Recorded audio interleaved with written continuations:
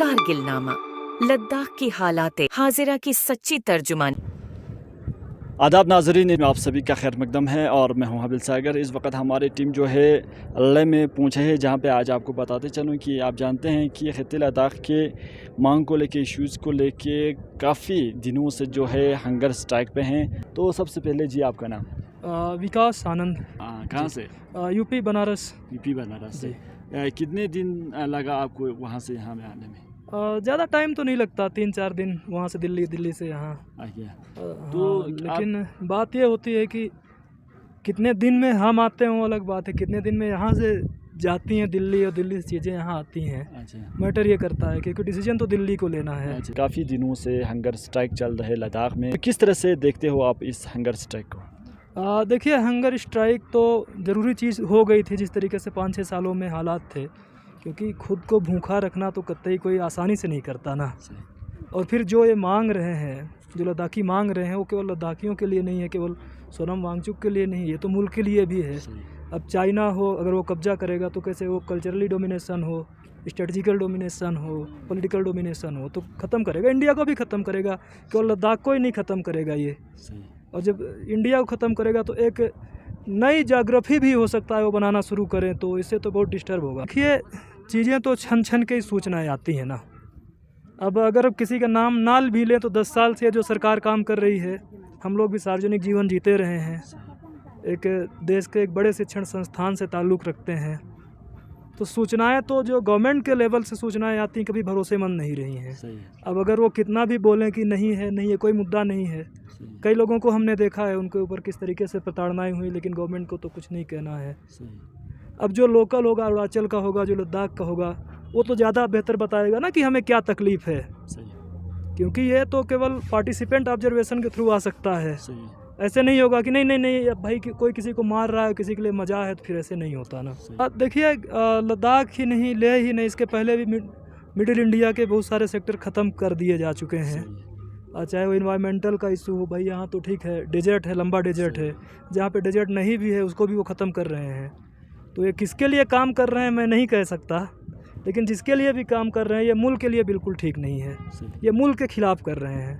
अब किसके लिए कर रहे हैं वो जाने, मुझे नहीं पता। काफ़ी लंबे समय से जो है यहाँ पे हंगर स्ट्राइक चल रहा है, आप इसको किस तरह से देखते हो? सबसे पहली जो है कि यहाँ पे मैं बताना चाहूँगा कि ये जो हंगर स्ट्राइक है, ये पहले इन चीज़ों को जो है कि नॉर्मल तरीके से लद्दाख के लोगों ने रखा है, और उसके बाद जब हमारी जो सरकार है उन्होंने उसको नज़रअंदाज किया है, सूचनाओं को दबाया है, और उसके बाद जो है जा कर के हंगर स्ट्राइक का जो है ये रूप लिया हुआ है ये प्लेस। और ये अब जो है कि 2 महीने से अधिक जो है अब हो गए हैं इस हंगर स्ट्राइक को। तो यहाँ पे ये अपने मन से लोग जो है कि भूखे नहीं हैं, और इनका जो दर्द है, और ये दर्द है कि सस्टेनेबल डेवलपमेंट को लेकर के जिस तरीके के से यहाँ पे लोग आत्मनिर्भर हैं, वो कृषि हो या व्यवसाय हो, यहाँ पे लोग जिस तरीके से आत्मनिर्भर हैं और आत्मनिर्भर रहना चाहते हैं।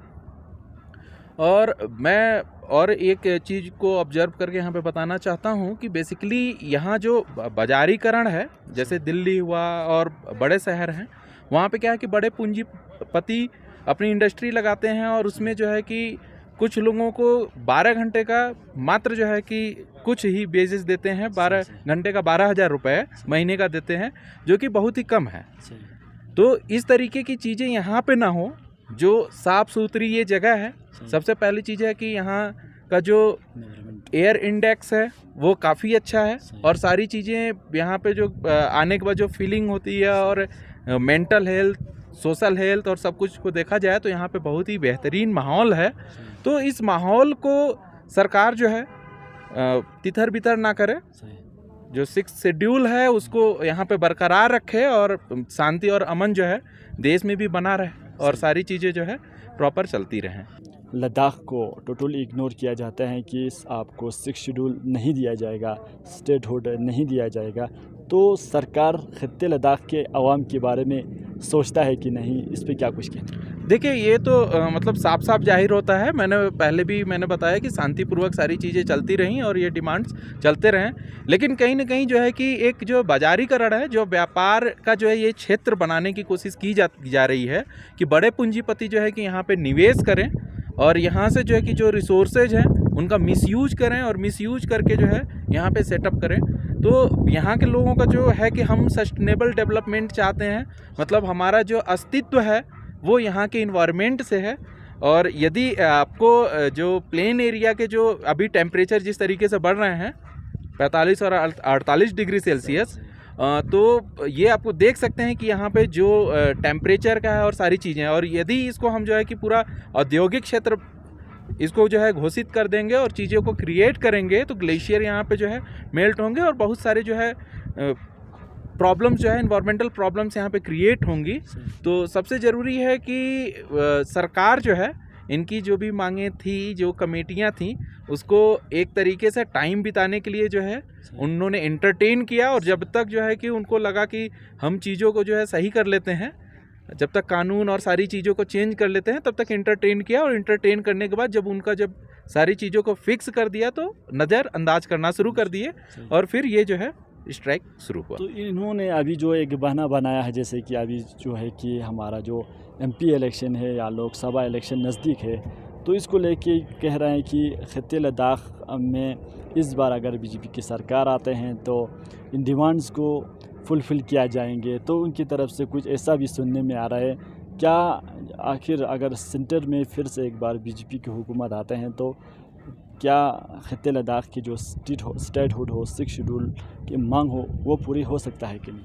देखिए ये एक बिल्कुल एक लॉलीपॉप के तरीके से है, और बेसिकली यदि हम इसको देखें तो ये अभी तो सरकार उनकी है सही, और आज जो कि अभी है प्रेजेंट में उस पर वो निर्णय नहीं ले पा रहे हैं, तो कल उनकी सरकार हो या न हो इसका कहाँ किसको भरोसा है। सही। तो मुझे नहीं लगता है कि जो है कि अब जो है कि जो सरकार है, अब जो स्थिति अभी है इससे स्थिति कमज़ोर होगी, तो मुझे नहीं लगता है कि ये जो भी चीज़ें कर पाने के लिए बोल रहे हैं कर पाएँ।